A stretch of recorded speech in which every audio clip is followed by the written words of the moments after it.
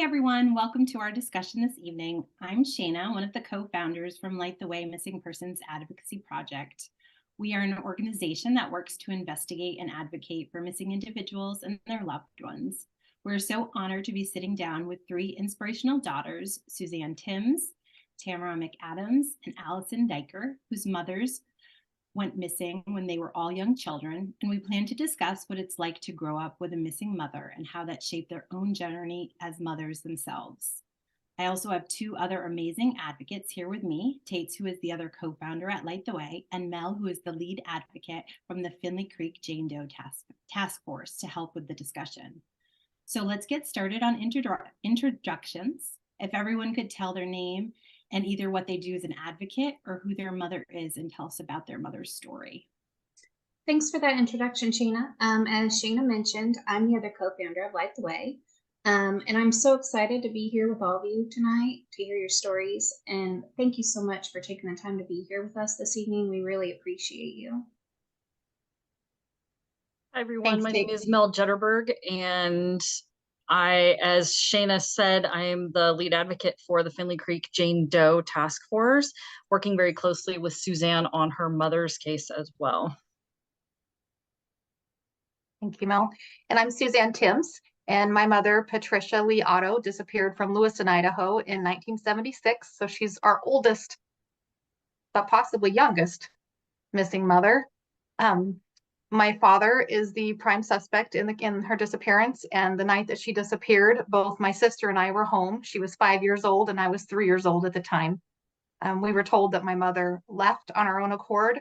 But later in life, I'm learning that that's not at all what happened. And I'm just so grateful to be here to tell you guys what it was like growing up without a mother and to have these two wonderful ladies, Tammy and Allison, to share this journey with me because it's been an extremely lonely journey.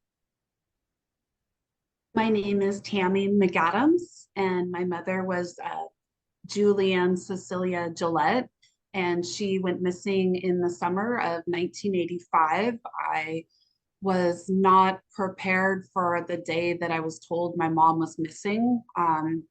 And my stepfather is the prime suspect and has pretty much covered his tracks since that day, since my family found out about 2.5 weeks after she had been declared missing.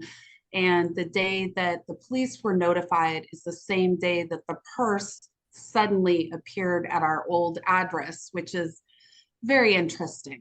So I am still seeking justice and working on her cold case. Hello, everyone. I am Allison Diker, and my mother is Lonnie Ray Rogers, and she disappeared on January 6th of 1981. She's been missing for 42 years now. I was 5 when that happened, and my brother was 3. That night, we were told that my parents had a very tumultuous relationship. And that night, my mother had planned to tell my father she had had enough. They had been separated before, and it just didn't work. And my mother planned to tell him that night that she was going to leave him and that she was done with the marriage. Unfortunately, we were tucked into bed, my brother and I, and at 3 a.m., I was awoken, as well as my brother, and told that by my father that my mother ran away with another man. And he told me that we had to get up and get dressed, and he was taking us to the babysitter at 3 a.m, and he was going to drop us off and go look for her. Now, he did drop us off. What happened in the 3 hours between dropping us off and showing up to work, I don't know. But he did not find her, and she has been missing for 42 years. So he is the lead and only suspect in the case. They really only recently even called him a person of interest, but have believed all these years that, it was at his hands, his fault, his whatever. And if nothing else, he absolutely has more information about what happened that night. And I'm just really trying to fight for justice and find out the truth of what happened. You're welcome. Thank you all for sharing your mother's stories with us and continuing to spread awareness for their cases. Let's move into the question portion of our discussion, and let's talk more about what it was like to having a missing mother as a young child. And so, Mel, why don't you start off with the first couple of questions? Absolutely. And there's a couple of questions that I'll ask you at once, and you can address one or both or whatever you're most comfortable with. And so the question is, what was it like to grow up with a missing mother? And did you ever lie about your mother so that you didn't have to actually explain what happened to her?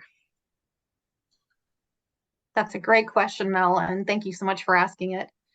People just assume that growing up without a mother in the situation is like someone who lost their mother in an accident or with a disease, and it's not, because you have this ambiguous loss that mom's going to come back and that at any moment mom's going to walk in the door, which you don't have that with a death with cancer or a death with an accident. You have to accept, and you may struggle with accepting.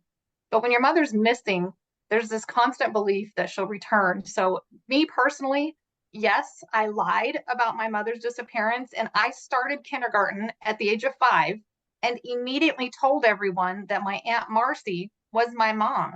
And it's interesting that as a 5-year-old, we have the ability to lie to make you feel comfortable.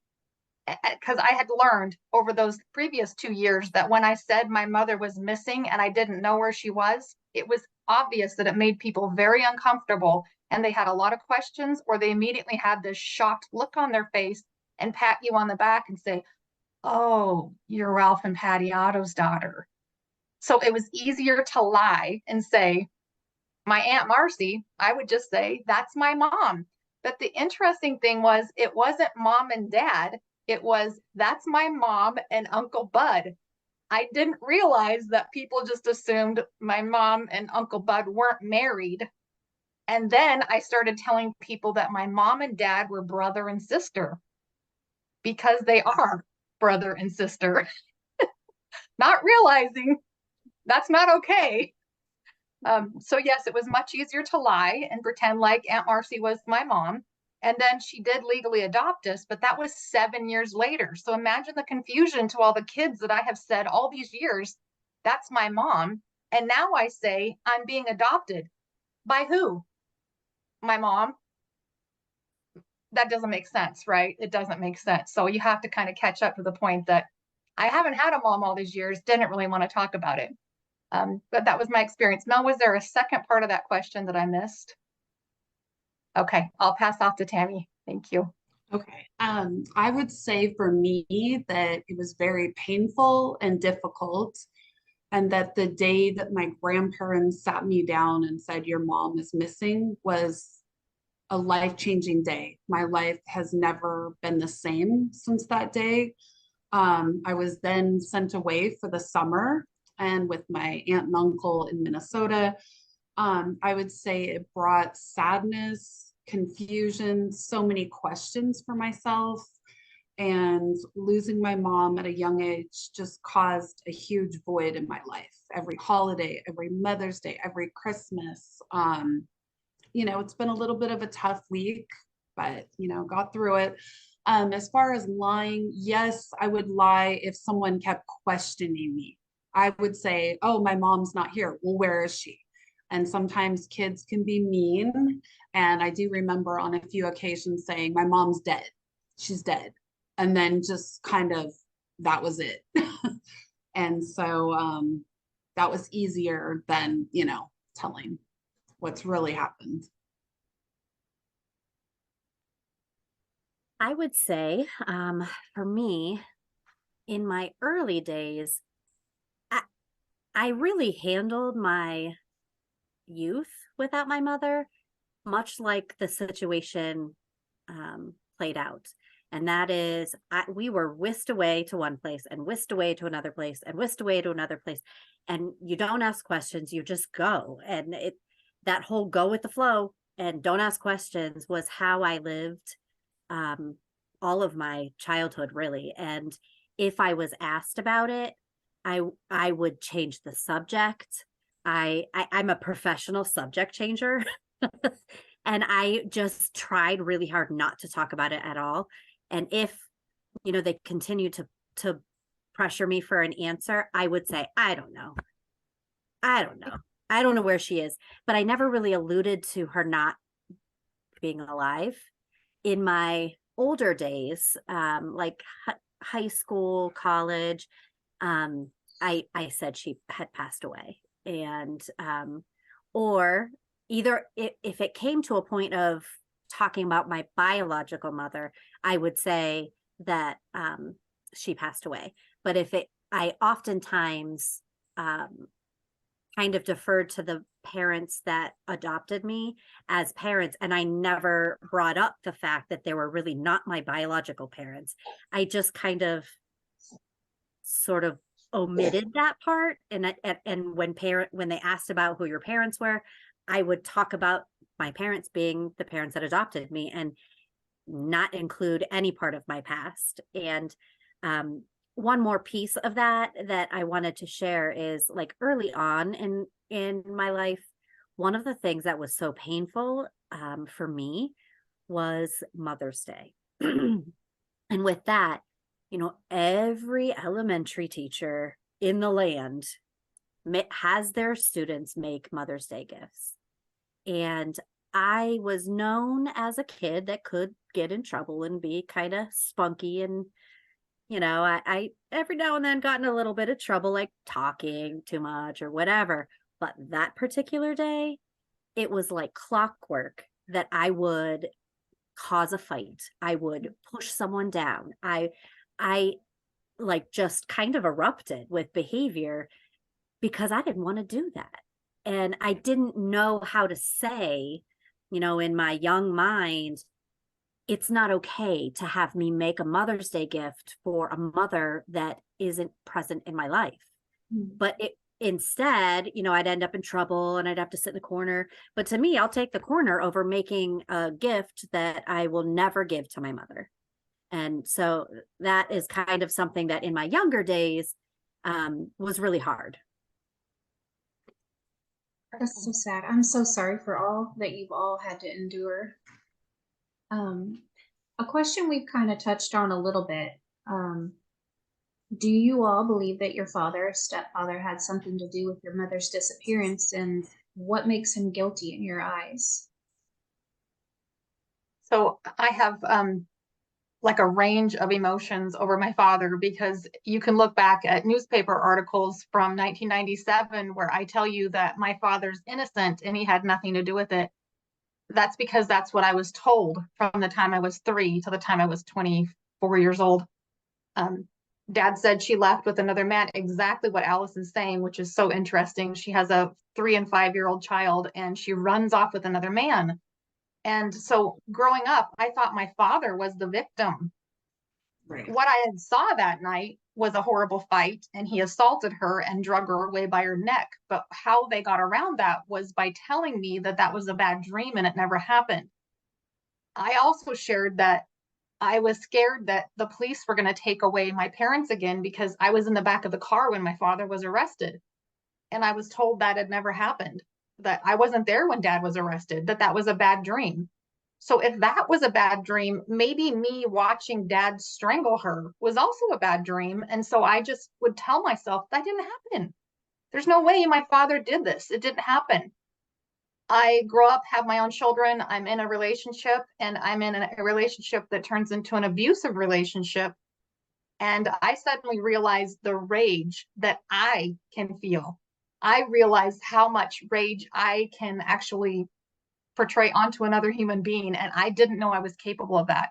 And when I realized that me, sweet little innocent, never hurt a fly, could cause physical pain to another person, I have to step back and think, this is the exact situation that my father described. He told us that Mom spit in his face and threw the wedding rings and said, I can have any man I want, and walked out. Put yourself in that position. If your husband spits on you, throws his wedding rings, and tells you the same thing, are you just going to quietly walk away? Not even sweet little innocent me. So my view of my father has changed from the time I was a child, throughout my childhood, and into my adulthood. And when it's finally solidified is in 2021, when I found a unidentified image of a Jane Doe that has my face. And I read the details, and it's my mother's description, my face, mom's clothes, found 2 years after my mother disappeared. And I'm like, wait a minute, this is my mother.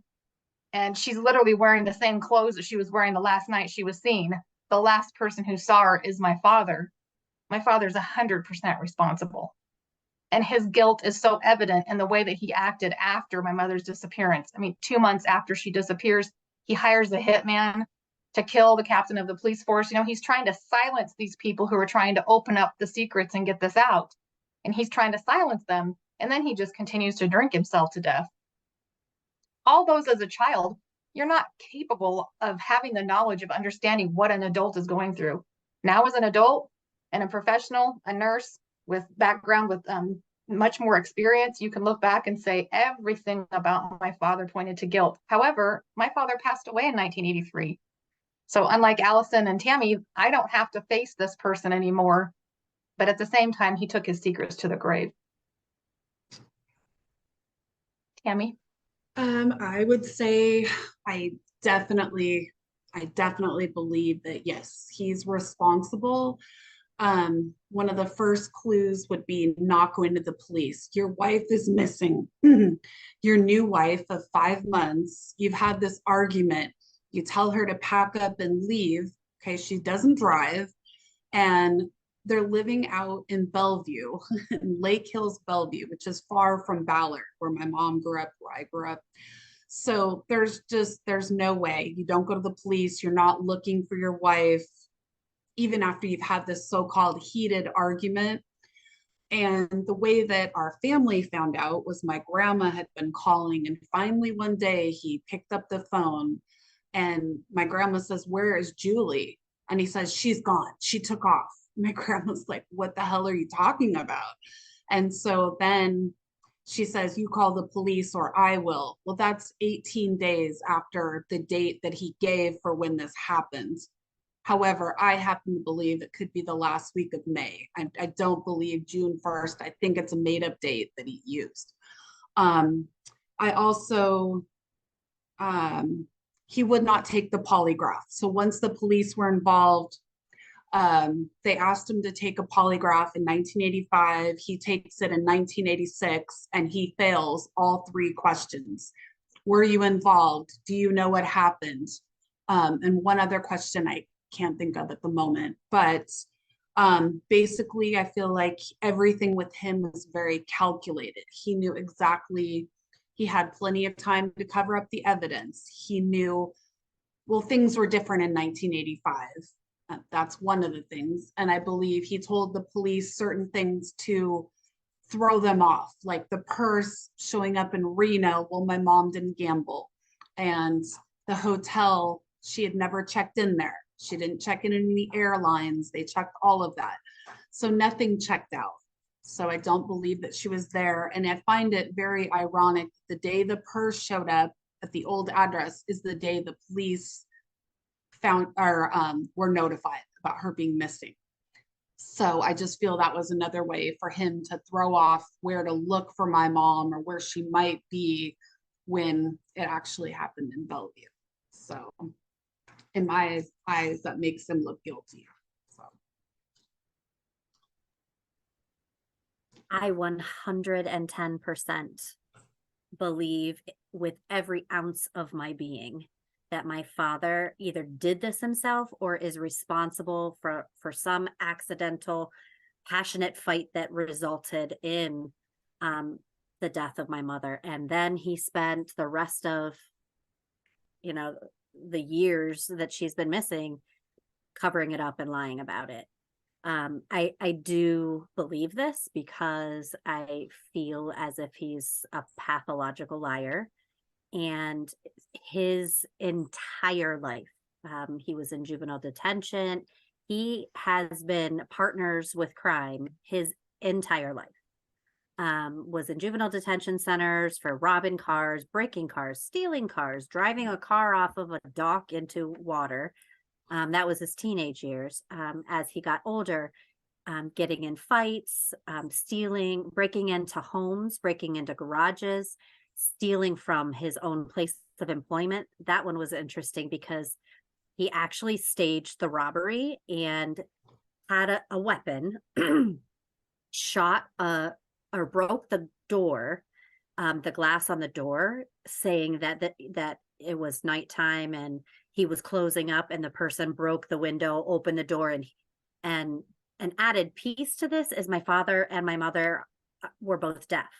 So he claimed he didn't hear the glass breaking because he's deaf, and that the intruder broke in, stole the money from the cash register, and shot at him. And holy cow, the hat that he was wearing, he shot a hole through the hat, and it never skinned his head because it just so happens that it was up high enough and at the right angle that it didn't hit his head.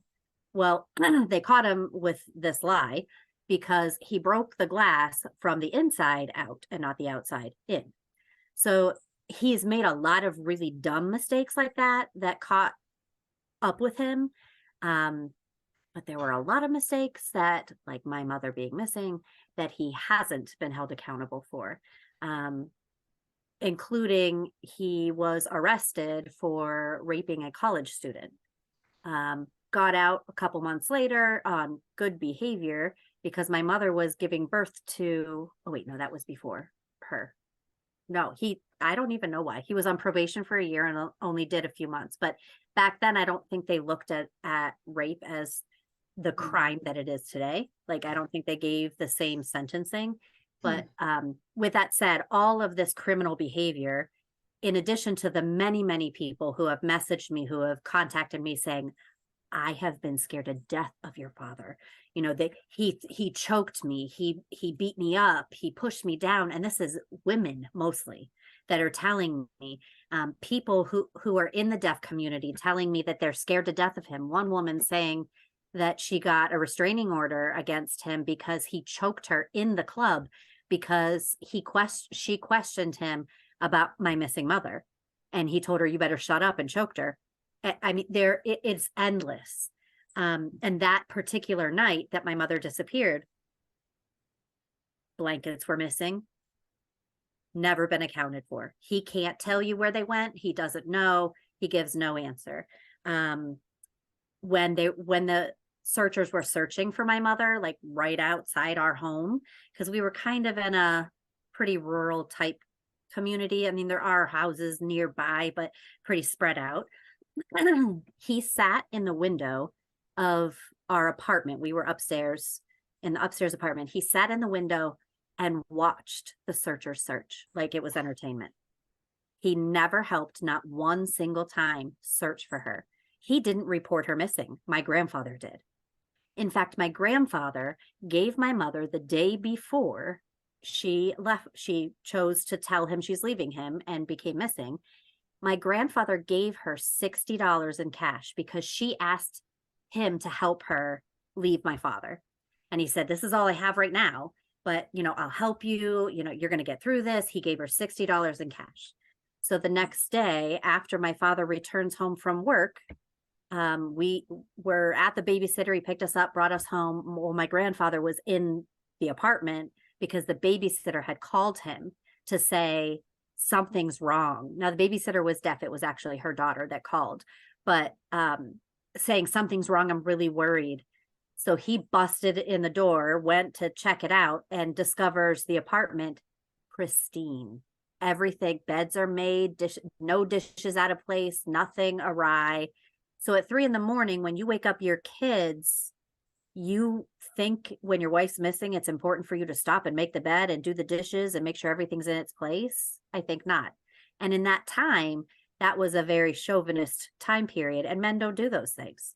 So that'd be the day that he'd make the bed any other time, but he managed to take time for that.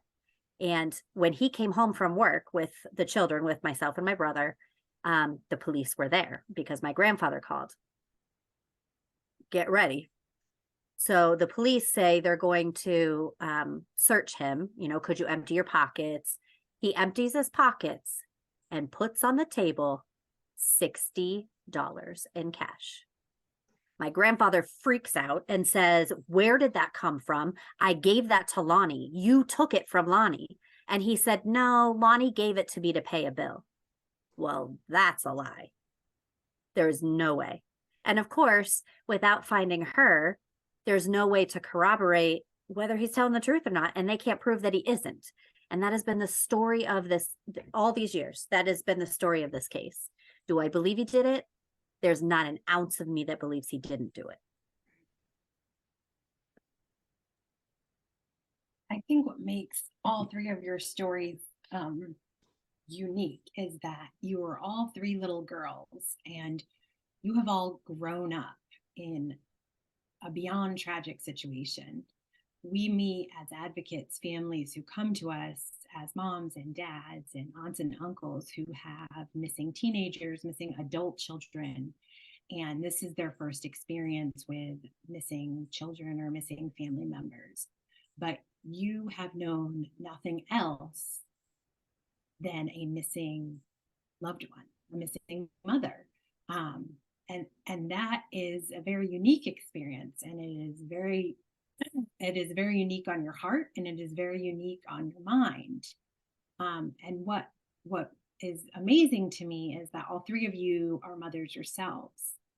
And what I would like to know, and what I think we'd all like to know, is how has that shaped your journeyhood into mothers yourselves? Because I know you all are wonderfully caring people and wonderful mothers.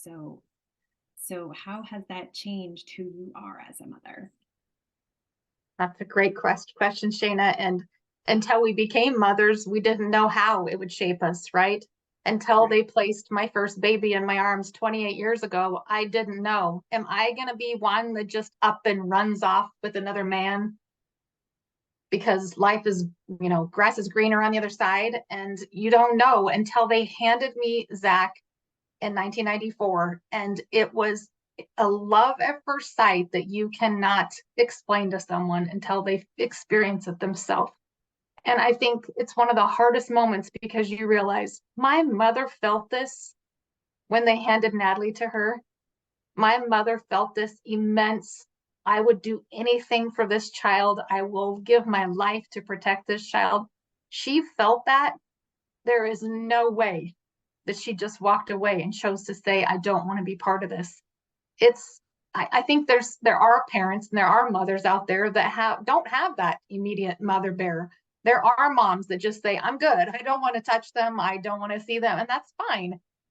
That's fine. I'm not saying that every single mother has that reaction, but me personally, having that responsibility and knowing that my mom experienced that same thing, it gave me this great sense of empathy with her that you realize she was doing everything she could to get away. She was doing everything she could to protect me. She was going to school and getting a degree so she could leave my father.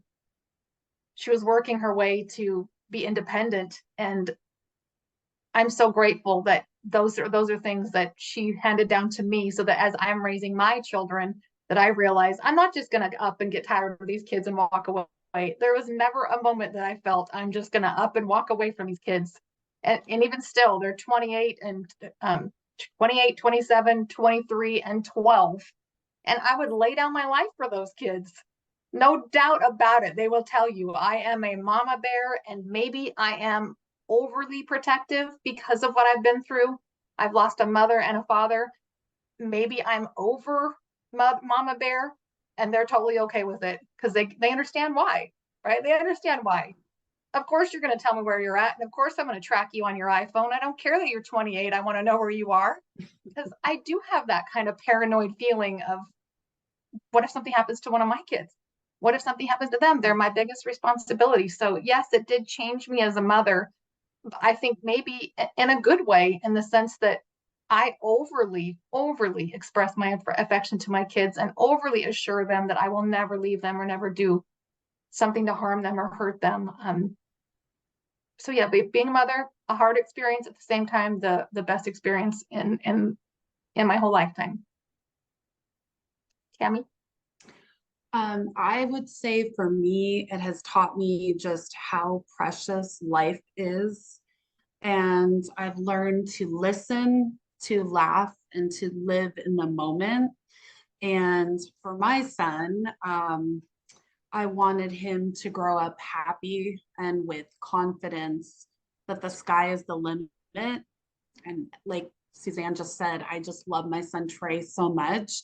And I always make it a point to tell him I love him. And there are times where, yes, I'm probably like, worry or just want to check on him, make sure, things are okay. But yeah, definitely it just makes you realize that life can be so short and nothing prepares you for what we experienced. I would say that having my children is what offered me true healing. And that is raising my children and I'm sure the other ladies have felt this. After losing my mother and basically losing my father, he was in and out of my life, but he was never really a father. I never felt wanted. I never felt like someone couldn't live without me.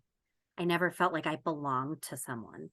And that whole notion of like, blood is thicker than water, you can't choose your family. Like, I never had that. I could never say that because I was adopted. I was a friend. I was the extra my whole life. But when I got married, that changed. When I had children, they were mine. And I did get to finally experience that you can't deny me. I'm your mother. I gave birth to you.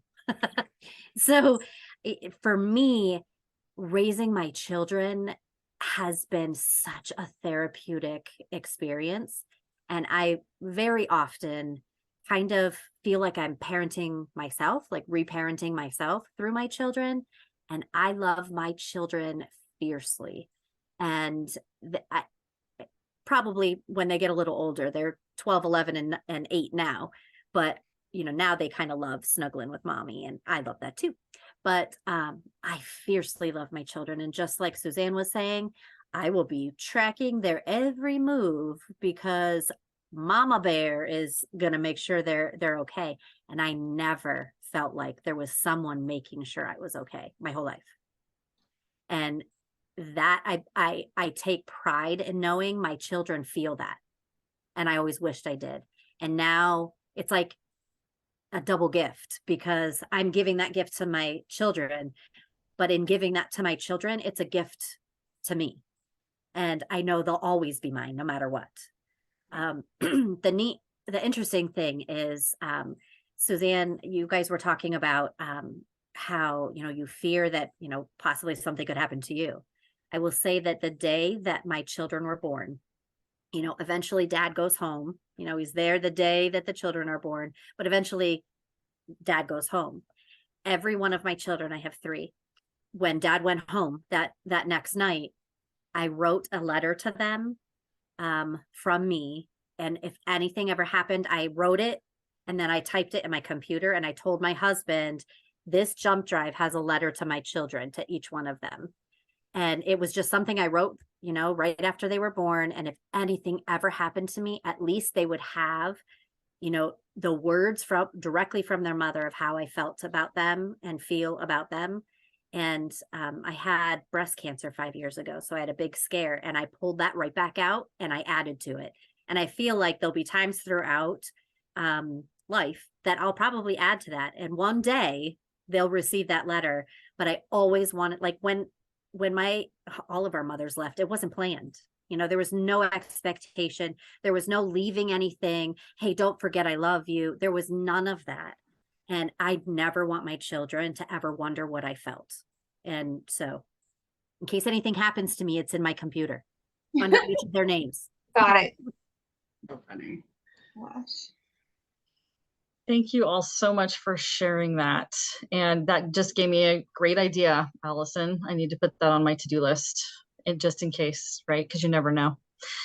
As we've been preparing for this session, we've been getting to know all of you, and we've seen pictures of you, and we've seen pictures of your moms, and we can see some physical resemblances between you and your moms. So we wanted to know if you have identified any kind of personality traits that you've been able to attribute to your moms. Other than the physical part, Mel, that I had no idea, because I really didn't know that I looked like my mom since she disappeared. She disappeared from our home, as well as the photos disappeared from our home. And when I ran across this unidentified Jane Doe, who I believe is my mother, I swore it was me, because it's me, it's my face. And until I take my mother's face and my face with this Jane Doe and put it next to it, I'm like, I had no idea I looked so much like my mom. What else am I like my mom? You know, I was 3 when she abandoned us. So how am I like my mom? And I have asked school teachers and people she went to elementary school and high school and an old boyfriend. What was my mother like? Who was she? Was she this woman that would just up and abandon her children? I have gotten nothing but the most wonderful things from other people who knew my mother. And what I can see I have of her is the independence and that fierceness of the mother bear. And I'm like, that's not at all what I grew up believing her to be. I grew up believing that she was somebody who depended on someone else. That is not true at all. She was extremely independent. That's me. I up and left my husband, had 2 children, moved out of state, completely left my everything that I knew, my nest of safety, exactly like what my mother was going to do. That's a huge step for a woman to take that challenge, to be a single mom and to say, I'm going to do this. I don't need no man to support me. I can do this on my own. So her creativity is another thing that's funny that just pops out. I'm a nurse, so I don't have a lot of opportunities to be creative. You know, it's very, nursing's very scripted and very detailed. You can't just go off on your own and decide how you're going to do your own medications. It's not tolerable. But I find her creativity in other ways and just things that I'll do that I'm like, I had no idea she was crafty and creative and loved decorating and loved doing gardening. I had no idea until I started asking these people who knew my mother that, yes, she insisted our yard was perfect and beautiful and she was out there on her hands and knees gardening. I had no idea. Am I doing those things because that's in my blood, or did I see her doing those things? I don't know. But I know I love that. I love getting my hands dirty in my garden. I love just being out there, even if it's just strawberries and tomatoes that I'm growing. But I'm grateful that those are things that I feel that are part of me that she gave to me. Tammy? I would say my mom's smile. I would say her personality. I believe my mom loved music. I think there's a lot of music that I listen to that she also loved. And it's just funny. Sometimes I'll hear certain songs and it's like she's kind of here with me, it feels like. I would say her caring nature. I would say her strength. And I also feel my mom was very independent, which I think ties into everything that happened. I think things were happening and she definitely wasn't going to stay quiet about how she felt about things. And so I would say, yeah, that she loved life. And I think that she was young and she had a lot of life to live. And that part makes me a little sad because, you know, I wish we had more time together. So more pictures, more memories. It's just hard. I would say that the greatest thing that I resonate with my mother is her independence, her resilience, and her refusal to accept no. And when I say that, that's probably the biggest one I connect with. My mother was deaf, and back in the 70s, 80s, it was a time that people with handicaps were kind of encouraged to go to a special school, a boarding school, to go away, to be put away, and my grandmother started it all, my mother's mother, by saying, no, that might be okay for some people, but she's my daughter and she will live with us and we will help her with whatever she needs and she will learn just like everybody else. And that was during a time that there was no special education. There were special schools in other states and far away. And my grandmother said no. And with that, that carried on in my mother. And my mother was like, so I'm deaf. So that just means you got to write it down and I'll read it, or that she never accepted that she had a disability that made her any different than anybody else. And my absolute favorite story about her is when she was in high school. She was a senior and she was in a class that actually had like 8 or 9 deaf students in it. So she was part of this special class that they had within a public school setting. And the senior class had organized a trip to a concert. And I don't remember who it was, but it was some, big concert, big name. And my mother was so excited. The class was so excited because, as you know, when you lose one of your senses, the rest of the senses get more heightened. And they were so excited. My mother in particular danced with my grandfather, who gave dance lessons at an Arthur Murray dance studio. Like, he was a dance instructor and used my mother as his partner. So here she's so excited, and come to find out the school decided that they were not going to include the hearing impaired class because they're deaf. So why would they go? And, they, were really upset and said, absolutely not. Well, like, why wouldn't we go? We love music. We dance all the time. And the school wouldn't budge. So my mother and her classmates organized a car wash to raise enough money to rent a van and go to the concert themselves. And I'm sure my grandmother was front and center, like, let's do it. I love that. And that spirit, that resilience, that, like, I don't mean like disrespectfully won't say no, but won't accept I can't. And that is me to a T. And I was 5. I didn't even know her. It's so amazing how traits from someone you really barely knew come out in you. And that, I am such a fighter. Like, my story is crazy, but I never accepted that just because I came from this horrible life that I was going to live a horrible life, because that's not true. And that's because of my mother. For this next question, I have a hunch that I might know some of your answers. After listening to all of you talk about your children with that sparkle in your eye. Your courage and strength is honestly so admirable. We want to know, how do you do it? How do you find your strength to keep fighting? You did just kind of answer it, Tate, that it's interesting that becoming a mother totally changes your focus. Before, when you're just on your own, you're very self-centered. And I think I would be a very different person if I had never had children. But I got married at 18 and had my first son at 21. So at 21 years of age, I found this purpose in life. And this purpose was to raise this human being and to raise him to be the best human that I possibly can. And I wasn't expecting to have a 6-month-old and to get pregnant again, but you do those things that cause those and you end up pregnant. So I ended up being pregnant with Isaiah when I had a 6-month-old baby. And then, like I said before, my marriage was going bad and I ended up leaving my first husband and moving away. Having that courage and resilience to do that, it comes from that inner desire to want the best for my family, because I think Allison and Tammy have both said this, that, we didn't have this most greatest stable upbringing.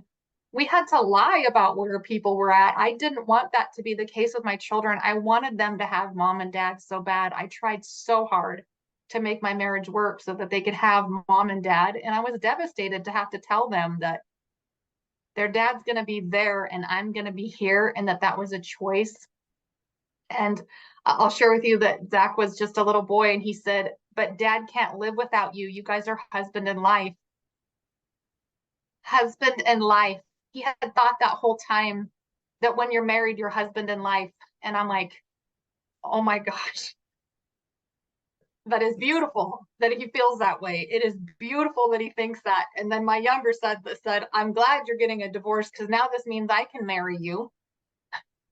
Oh So my. each group have their own answer. But what keeps me going and what kept me moving forward was these little children that were dependent upon me. And I had to give them this beautiful life that we necessarily didn't have, or that maybe I wanted.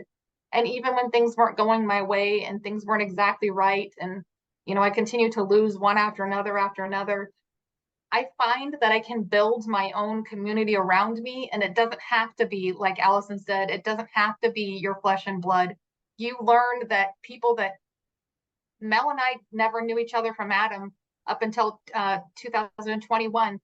Mel has become family to me in a sense that she's there for me. I can rely on her. I know that in the blink of an eye, she would be there for me. You can build your own family despite having the crappiest family in the world, despite having been lied to, despite have your family members pulled from you, despite having a murdering father, a rapist father, which is interesting, Allison, that I didn't realize we had that in common, that my father was also a rapist. So there's a lot of things that keep you going. In addition to your children, it's just your own drive to want better for yourself and want better for the family that you brought into this world. So that's what keeps me going. Tammy? So if I could sit down with my mother, I would tell her there's just so much that I would tell her about my childhood, about things that, events that I wish she could have been there. I grew up playing sports. That was a big part of my early years. And I think with everything that happened, I just kind of threw myself into my basketball and I played other sports. There's so many things that I would tell her. And if I could go back and tell my childhood self, I think I would say you're strong, you're brave, you will get through this. And I think that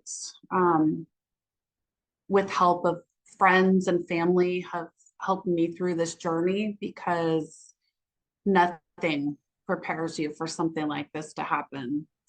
And then to have your grandparents raise you, and then just to kind of block it out. And then as a young adult in college, was when I decided to reopen my mom's case, and that I wanted answers and that I needed closure. And I still don't have that. And her remains have still not been found. And it's still very challenging and difficult. But my son, my beautiful son, he understands, and he is very thoughtful and always checks on me. And yeah, he's just a good kid or young man.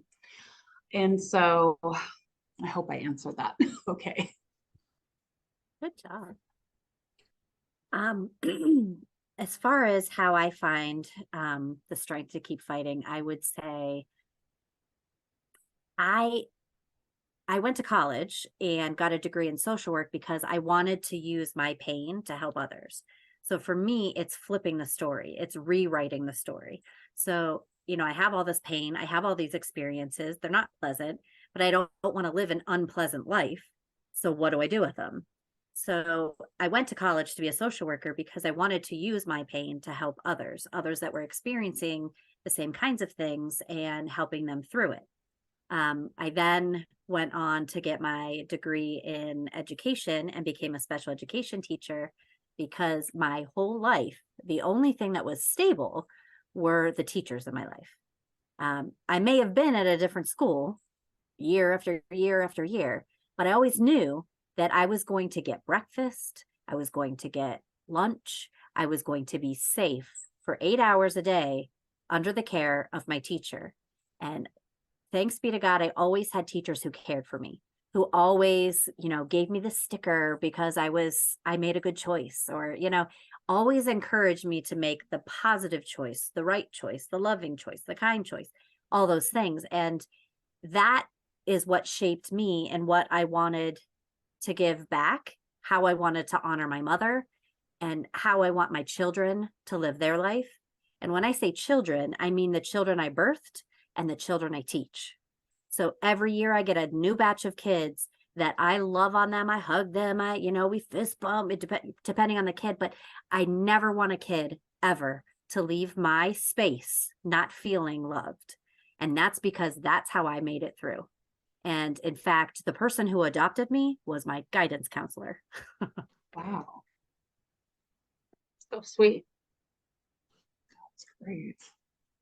Very sweet. That story, Allison, is just like one of the most inspiring stories I've ever heard as a former educator. Like, to know that someone cared about you so much in education that it made you go back into that same field. It makes my former teacher heart so happy. Like, truly does, like one of those feel the feels stories. Yeah. So the next part's a two-part question. If you could go back and, you could meet your mom, what would you tell her about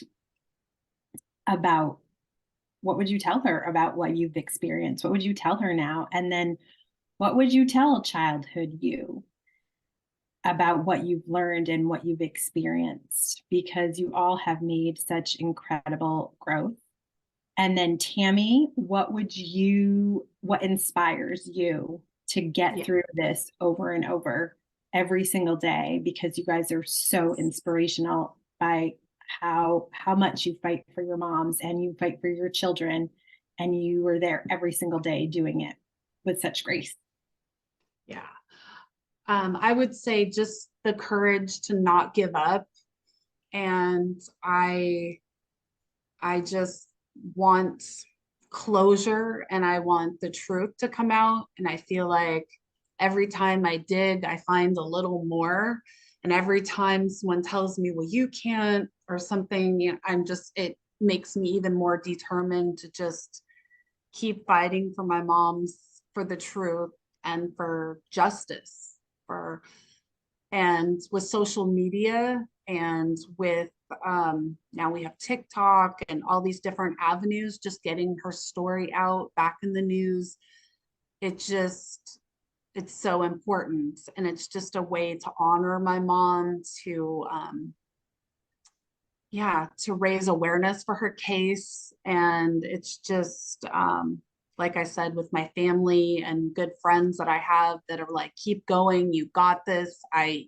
That just give me that extra support. Even like Suzanne reaching out, checking on me. It means a lot. And I'm just thankful for this group here and for other organizations that help and that really care about families and really want to help us on our journeys. Thank you, Tammy. And Shayna, that's such a great question. Just hearing that, like, I want to just cry because I think of my adult self meeting my mother. I owe her an apology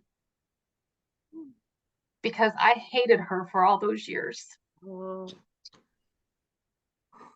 I hated her for leaving us, and I hated her for choosing some man over us.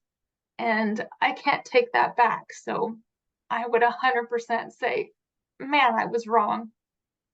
But was my sadness and hate towards her what got me through? I mean, we don't know what our emotions do for us. What if I'd have been sad my whole life? I'm sorry, Mom. I doubted you. But the minute they placed Zach in my arms, I know there is no way you would ever leave me. I would say that to her. And then me going back, like you're asking us going back, what would we say to our younger selves? I have a very unique situation in that I really believe I found my mother in the Jane Doe that Mel has brought forward and given a face.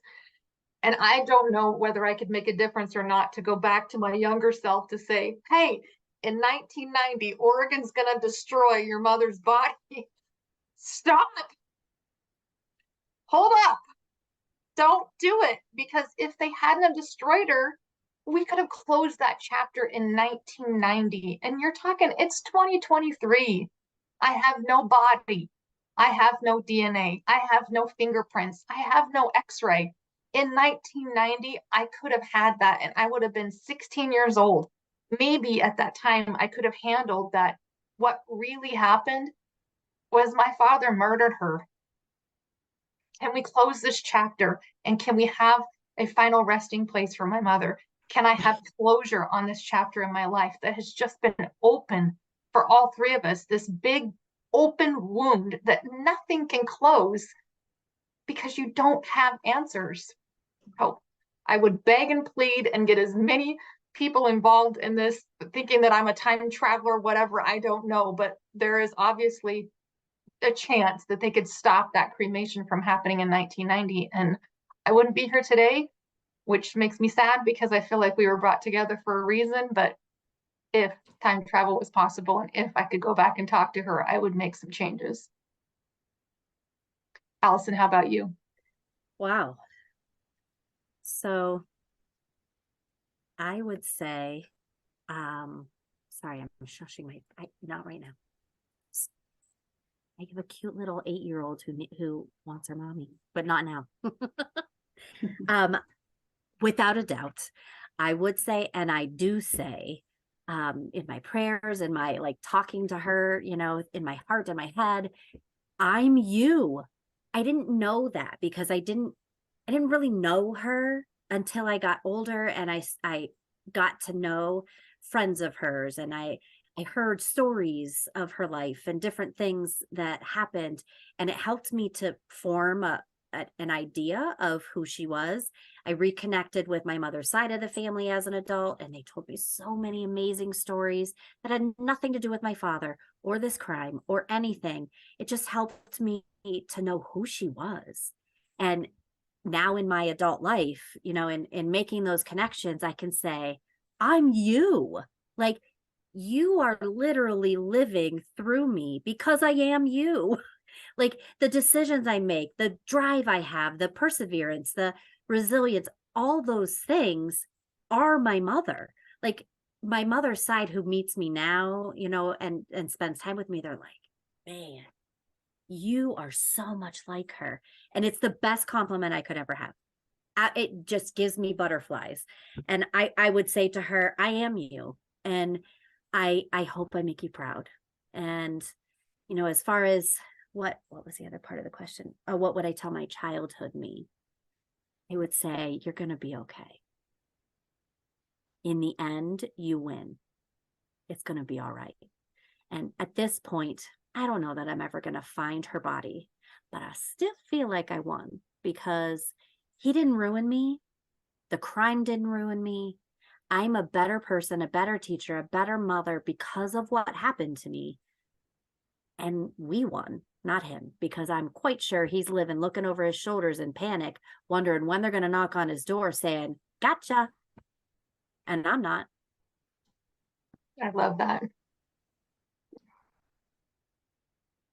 I don't know about you all, but my allergies started acting up all of a sudden. I don't know. I don't know what happened there. Dry eyes. Yeah. And one final question before we wrap this up, and that is asking you all about a call to action. So what can the social media users out there do to use their platforms to further your messages to help the missing and their families? Social media is huge, Mel. And as you know, I never would have found this Jane Doe had it not been for Facebook. And you just don't realize the impact that that one share can have, because it can be that one moment that the witness that one of us is waiting for sees that photo and is like, I want to do the right thing. I want to speak up. I'm going to say something. You know what? It's time. It's time. So your shares, your sharing of our stories, being involved in them, that's just one way. Mel went above and beyond by taking on a Jane Doe case within her community. So if every single person within their community was to take on a task of doing something, which is just working with a group of people to help find whoever's unidentified and missing in their area, every county and every state in the United States has, what do we have? 13, I can't quote you the numbers, but there's thousands of missing and unidentified. They don't all have somebody like us advocating for them. The Finley Creek Jane Doe had nobody for 43 years because nobody knew that there was this pregnant 20-some-year-old woman who had been disposed of until Mel and a group of volunteers picked it up.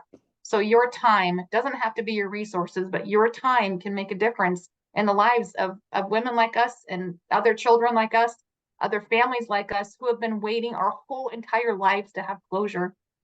And we appreciate all the engagement from our followers and from people who share our stories and continue to just get this word out there.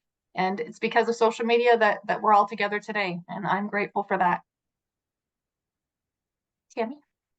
I would say in my mom's case that there are still people alive that have information. And I think that cold cases are so difficult because sometimes someone doesn't want to come forward. They're scared of what is to come.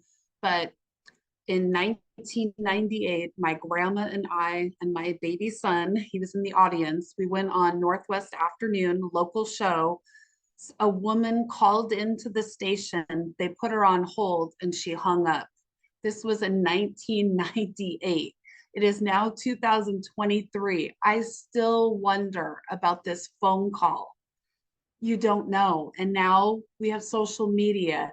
And the other thing in my mom's case, which is unusual, is that he is on wife number 5, and that there are former wives that he was physical with. And there is one that lives in fear of him and screens all her phone calls to this day because he tried to harm her, her father, I believe her brother too. This is years and years ago.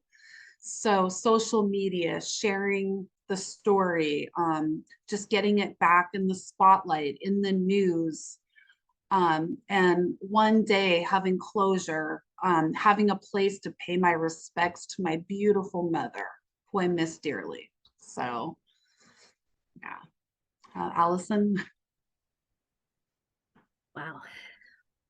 Well, just as the other two ladies have said, I feel like social media is like the secret weapon. All this time and all these years that we have lost our mothers and have felt helpless, we can't help in the investigation. At least in my case, I can't even look at the file. It's been 42 years and there's nothing not cold about the case.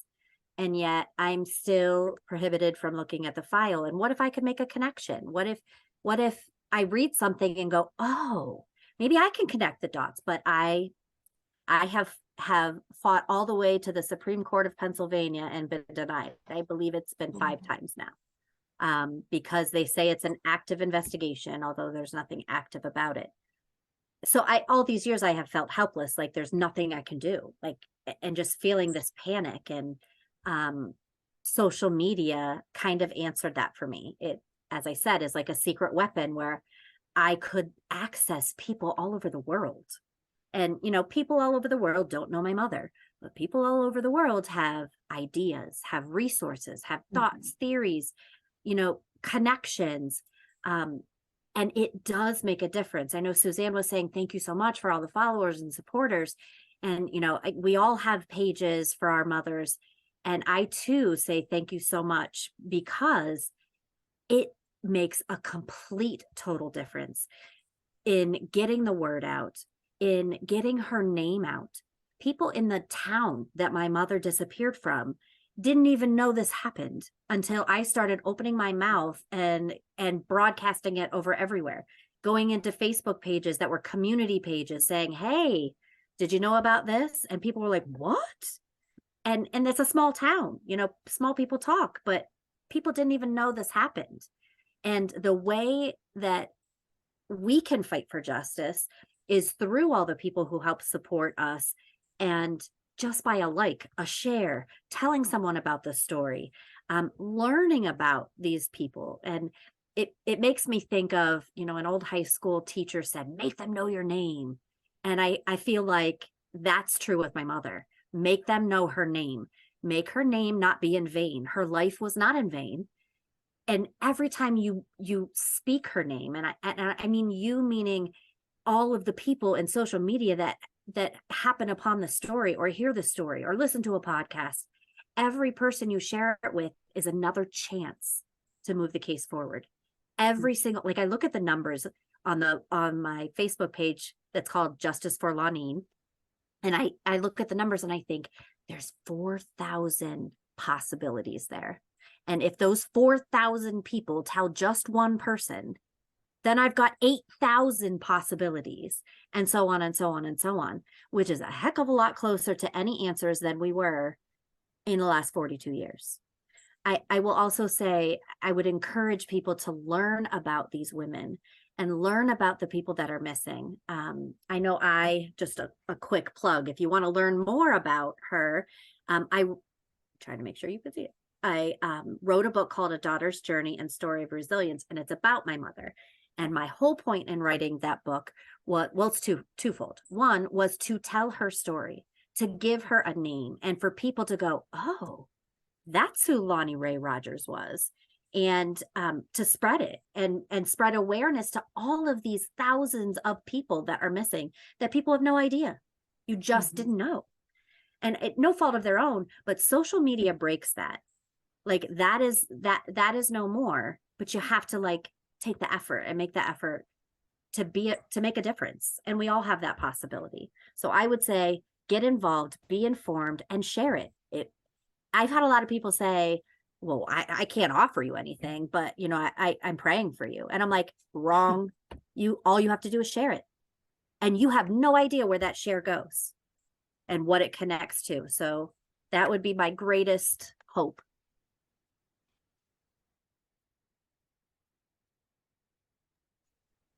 Thank you.